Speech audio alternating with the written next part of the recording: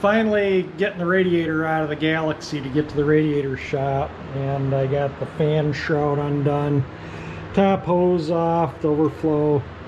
I got to undo the lower hose and the cooler lines. I'm just waiting for the rest of the antifreeze to finish draining out. I'm not going to reuse this. I've learned a long time ago, I'm going to say this right now, no matter how clean your pans are, or no matter how you use a hose to drain it, this I can put a hose on the petcock there to drain it. And you know, cars like here in Michigan, you know, if you in the winter, if you drain a car and it's salty and you get salt in the coolant, then you end up with tons of leaks in your cooling system, radiator and heater core. Or if there's oils in your pan, then your water pump starts leaking or your hoses swell up. So I just find for the cost of antifreeze, you know, $11 or $12 a gallon, I buy the pure and then dilute it with $2 or $1 a gallon distilled water. And it's just peace of mind knowing I'm not putting antifreeze back in that's going to contaminate the cooling system. You see it's still really clean, it's like new, but I'm not putting it back in. That's the bottom line. It's getting, you know, I'll put new coolant in it. So I just wanted to add that little tidbit. From my 40 some years of experience of working on cars, I find when I reuse coolant, I end up with more problems than if I just throw it away and put new coolant in it, even if it's new coolant. This coolant's only maybe a year old, but I'm not taking a chance. So anyway, that's what I'm doing. So let me finish getting the radiator out. I'll get that bottom hose and the transcooler lines. I'll have to cap those so they don't drip when I lift the radiator out and take it to the radiator shop. Cap the cooler on the radiator, and that way you won't get water in it when he pressure tests the radiator, because he submerses the radiator in a thing of water with it, you know, with 15-20 pounds air pressure in it to check for leaks. And so all right, let me finish getting this thing undone and out of the car. Here's the radiator, and there's the leak is right in here. You can see the trail right there, antifreeze. I think you can see that. It's hard to tell in the viewfinder of the camera, but it's out. We're going to get it to the radiator shop and have him, he's going to take the tank off and completely resolder it on. So he said he'd have it done for me by tomorrow evening, so, you know, day turnaround. Yeah, the Bel Air has kind of become the truck. I put the truck in the storage unit so I could bring the Bel Air back here, so whenever I need to take something somewhere, I have to use the Bel Air. But it's nice out, so we're going to run to the radiator shop.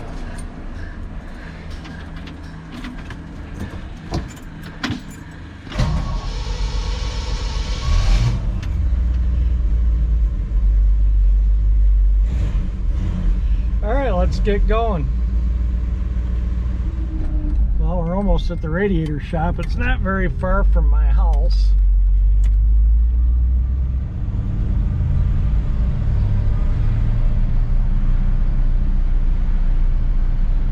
We still got a stone cold engine, so if I leave it up in a lower gear in second, it warms the engine up just a little quicker, dries the exhaust out and stuff.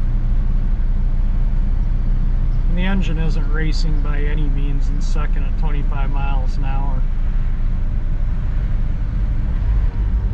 Alright, here we are at Ferndale Radiator.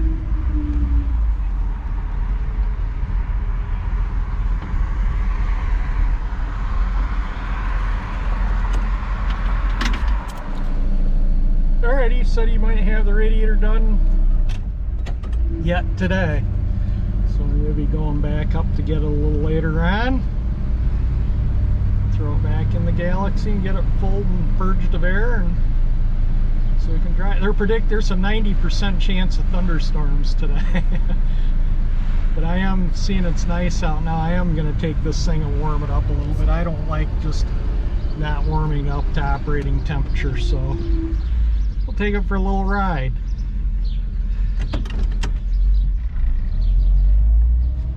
Alright, I'm not going to video it all. I just want to warm the car up. I've noticed the last couple times I've started it cold, the choke has not set all the way. And it could be just because it's hot out and I have that set leaner than what it should be. But You know, because if this isn't closing all the way, it's just not going to start as easy. And I don't think it is, because the fast idle isn't coming up like it should, you know, when it's cold. But like I say, it's been in the 90s, and I have that set leaner than usual.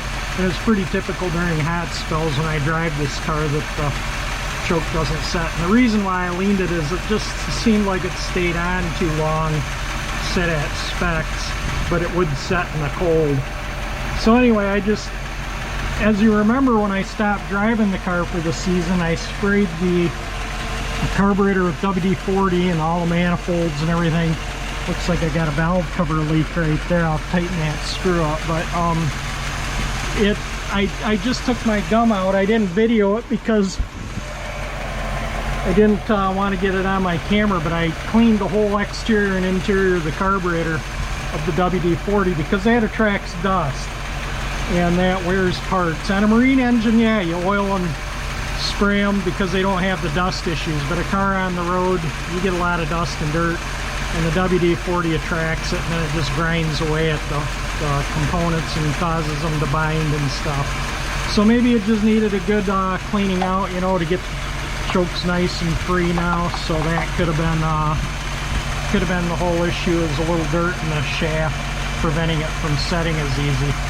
So it's I'm going to oil the oiler on the distributor and the generator while I have the hood up, and then I'll go for another quick ride. But yeah, it just starts at the touch of the key warm, but cold. I drove it, I don't know, this is Tuesday and I had it out Sunday night. It should have started at the touch of the key, but I'm thinking the choke, again, for the 5th or 6th time, that just isn't closing tight.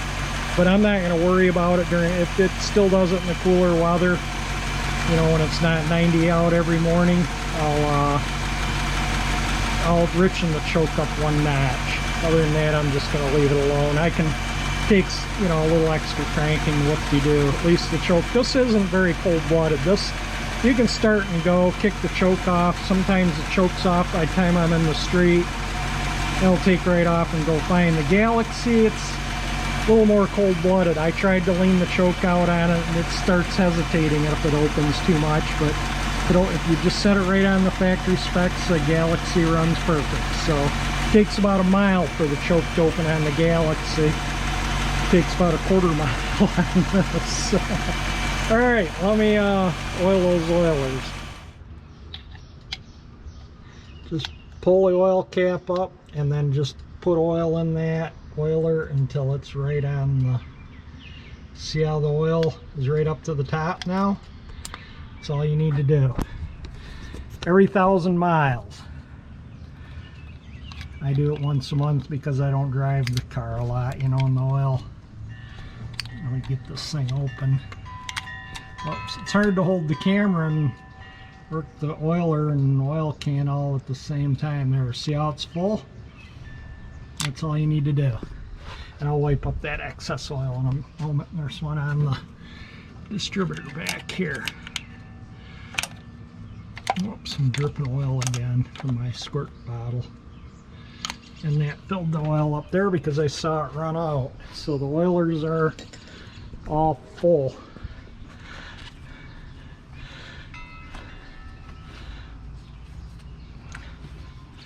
Alright, wipe up some of the oil back here. I kind of probably should turn the pressure washer loose on this engine, but in the whole car as far as that goes. I need to the Galaxie too from all the sanding dust on it, but that's good enough for now. Throw the air cleaner back on, go for a little ride, and call it good.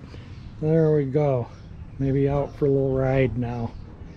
One thing, so a lot of people notice this is that when I open and close the hood, it sounds tinny. Well, there used to be on the Chevrolet hoods a pad between the sheet metal and this. And when this car was brand new, it was in a collision, and the hood was replaced, this fender was replaced, this half the bumper. I think basically it was smashed right in here. You can see where they straightened the inner fender out and reused the inner fender, but the fender, the bumper, I know the bumper, the fender, and the hood were replaced, and the replacement doesn't have that pad. So when you shut it, yeah, it's a little noisier than what most hoods are because it flexes a little bit from not having that pad in there. It's been like that since I purchased the car. So, you know, it was when it was brand new. That's when it was in the accident, the original owner. So yeah, so anyway, that's just a little tidbit on the car. That's the way it always usually starts, so hopefully it'll start like that cold now. I just took the Bel Air up and topped it off with gas, and was at the gas station, I swear, for half an hour. You know, everybody wants to talk to you and check your car out, so just about when one person finishes up, another person comes along. I have that happen with the Bel Air all the time. It doesn't happen so much with the Galaxie, but the Bel Air, I can't take it anywhere anymore without people wanting to talk to me about it or check it out. So if I do have things that I need to get done, I can't really take the Bel Air anymore. I can take the Galaxie. I've taken that to do things. It's not a 45 minutes at every stop with the Galaxie to work like the Bel Air. But anyway, the radiator should be done yet today or tomorrow, so I'll finish up this radiator, or the video, on when we get the radiator back. I got the radiator back all cleaned, ready to go back in, soldered up. The reason why these things leak after the record, I've heard a lot of people complain about these tanks burst stuff. Well, let me hang on a second. So the way those radiator tanks are, they're like this, and they go over a piece like this, and then they're sweated in between. So if this channel and this isn't clean, they don't adhere. It's like trying to weld rusty metal. It just won't adhere. So that's why, you know, if you take it somewhere where they don't know what they're doing, they don't clean that up in there good enough before they sweat it on, it will leak. So anyway, he took the tank off and redid it, and hopefully that solves the issue. The radiator is all back in. I gotta fill it with coolant now, and I gotta purge the air out of the system. And I was gonna take one of the heater hoses off, but I think instead I'm gonna take out the coolant temperature sensor and then fill it. It'll be close enough to the top of the cooling system. You know, I mean, there's the sensor, there's the thermostat housing. So, you know, once the thermostat opens, that little bit of air will purge out. And if I get too much in there, it'll make it just right. So let me get that sensor out, and then I'll start pouring coolant and distilled water in it. The radiator is full. I put a gallon of this in, and almost a full gallon plus that little bit, which I'll probably put in once I get it going, and maybe even a little more water, but I don't think I'm going to need any more antifreeze. Let me get it started up, and we'll get the coolant circulating, the engine warmed up, and get this thing topped off with coolant.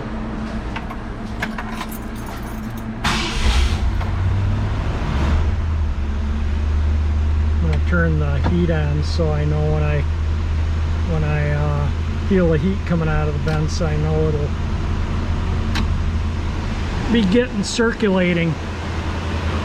And take a look in the radiator right now. Get the radiator cap ready too, so that it starts spewing, I can put it on.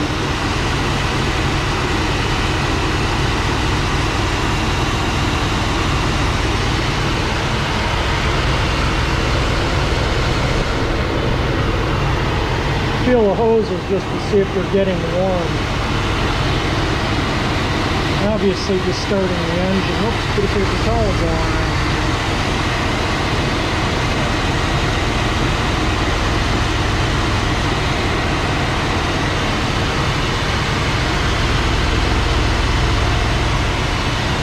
Alright, I'm going to let it warm up a minute. It's definitely circulating coolant because the heater hoses are getting warm, both of them. So just, you know, fill your heater hoses when you drain your cooling system. If they're getting warm, your water pump doesn't have an air pocket in it, and that you don't want. You know, just sit here and watch until the thermostat opens. Top the radiator off and put the cap on. Put the transmission in neutral too, So it refills trans cooler, and then I'll recheck the transmission fluid.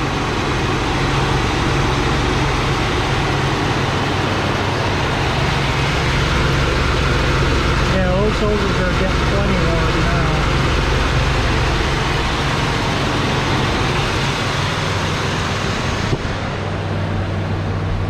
And the cold light's off. Thermostat isn't open yet though. I think the cold light turns off at like 120 degrees Fahrenheit, something like that. Turns off before the thermostat opens.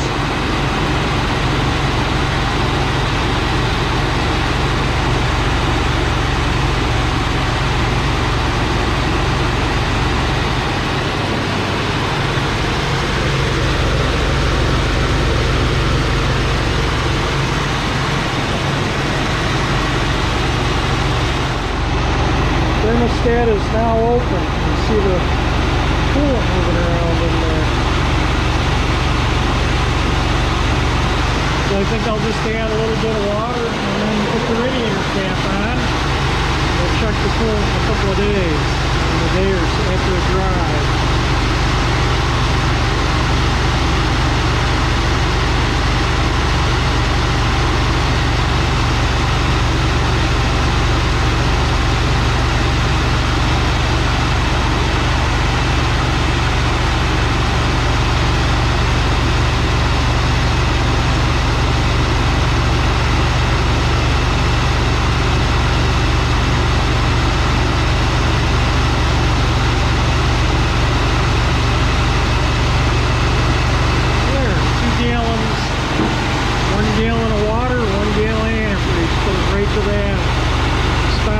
Should be warm.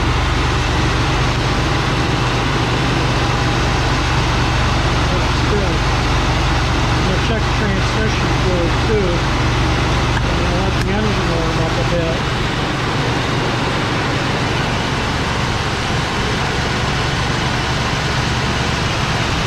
Just looking for leaks. See, I had the temperature sensor out. I want to make sure that's not leaking. Make sure none of my hose connections are leaking.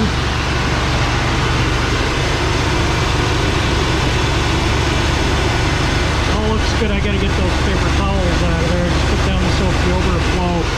Still, you know, filling it, it doesn't run all in the cross under there. There's where the transmission fluid is. So, might put a little bit in it, maybe a half a pint because it's still cold. I'm not gonna put it up to the full mark. But, you know, I mean, you should drive it about 4 or 5 miles. It's been thunderstorming, so everything is wet outside, so I'm not taking the car out. But I can add a little bit of coolant or trans fluid to it. I only had a little bit of type F left, but that put it above the add mark, so I'm going to leave it there, check it after I've driven it. I'll get some more type F. If I need to top it off, I will.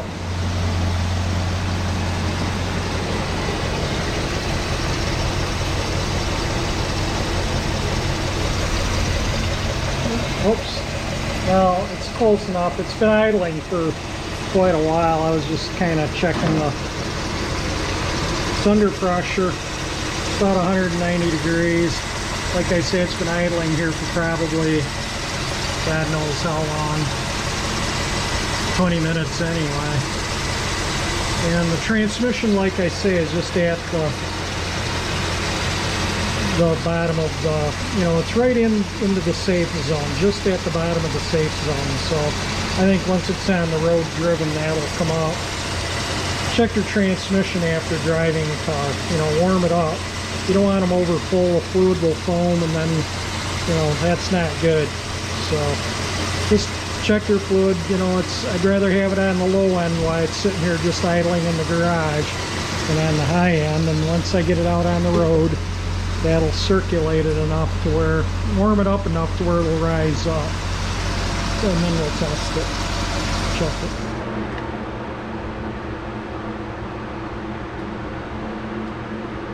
So that's about what the coolant engine is right now. And for my Canadian viewers, that's what it is in Celsius. Or for anyone that's non-US, I guess the US is the only one that uses Fahrenheit anymore, huh? Here's what the radiator is. These are all the tools I needed to take the radiator out. A 3/8 quarter drive socket and ratchet, a 1/2-inch socket on a 3/8 drive, and I think a 5/16 at 9/32 on a nut driver. That was a trans cooler clamps. That was to hold the radiator in. That was to hold the fan shroud on, and the radiator hose clamps, which I'll recheck for tightness a little later on after they've been on for a while. I might run to the auto parts and get some Type F, and I got to get some zinc additive. I thought I'd change the oil in the engine. I've put, you know, probably about 1,000 miles on since the last oil change. I did the first one at about 15 minutes, 20 minutes, probably about an hour running. The second oil change I did at 500 miles, and this one I want to do at 1,000, you know, not additional 500, but add 1,000 miles after the 500-mile oil change. And I got to get some zinc additive for the camshaft, so I think I'm going to run and get that. And I got to paint an oil filter gold. You know how I made that magnetic thing for the oil filter. And this one I'm going to paint this edge gold here too, because you can see it. See how it's white there? And it's visible, so I'm going to paint that gold too. It's a little humid right now, so I'm going to wait until maybe tomorrow to paint that and let it dry a day or two. So it might be, you know, later in the week or sometime next week before I change the oil in it. But I do want to do that, get the oil out, you know, and then I'll just do the annual fall oil change. If I put, you know, I usually change oil in my old cars every 2,000 miles or every fall, whichever comes, you know. If I only put 1,000 miles on it or 1,500 miles, I'll do it in the fall before I stop driving it. But typically I'll change them every couple thousand miles, just because, oh, especially with these with road draft tubes, you know, the oil gets dirty quicker because of the choke, you know. And then the road draft tube on these cars, this has PVC or PCV, and so the oil will probably last a little longer, but it's still, you know, vented through that. That's the intake, and then the valve is over here, so it just sucks it through the engine. And so I like to do a little more frequent oil changes, plus it's carbureted with a choke, so that's why I like to change my oil a little more often in carbureted engines. So I just blew the gold paint on just that lip edge, so when you see it, this filter mounts like that, and you can see just that lip edge. And I didn't realize that when I changed the filter last time. So this filter, I painted that edge gold. And the magnet goes around most of this, so I'm not going to sand or clean anything. I'm just painting over it just as I took it out of the box, because like I say, the only part that's visible is this. That faces down that magnet that I put the original style decal on a sheet magnet, and I can wrap it around the filter, and it looks like the original oil filter under there. So alright, I'm going to blow some gold paint on this, and then maybe tomorrow or the next day, let this dry a couple days, we'll change the oil and filter in the Galaxie. That was just painting over it just as I took it out of the box. Didn't even wipe it off or anything. There's a couple little spots on it here and there. I think they're raindrops. It's just lightly spitting a little rain outside, but yeah, it doesn't matter. This is you know, like I say, the thing magnet covers most of it. I'm not too concerned about that. That'll look good. So if you're new to my channel and you haven't seen what I did here, that's what I did. So that's the decal and the spin-on oil filter. Motorcraft just painted gold. See how when you look down there, you can see that top edge of white? And it looks like the filter's got a little oil around it, so it might just be from when I had oil in there, but those, we'll clean all that up. It leaks sometimes out of that filter seal, but the rubber seal between the filter and the base, it's not leaking out of the adapter, because I've looked at it in the past. It gets a little oily there. Yeah, this is what I do with my used antifreeze. I used to save it because I'd put it in, you know, like I'd get cars for parts or whatever, and I'd get them running, and you know, to keep the engines cool. Often the water pumps leaked or the radiators leaked, or you know, they didn't hold coolant. So I just saved the old stuff, because in the wintertime here, you know, if there was some left in the block, water would freeze and break. So I always used coolant. And that way, you know, if the engine was good, it didn't ruin the engine. I'm going to wrap this video up. So edit it up for you guys. So if you like the video, definitely hit the like button. If you want to see some cruising and more, you know, shenanigans with old cars, hit that 348 engine icon to subscribe to my channel, and thank you for watching.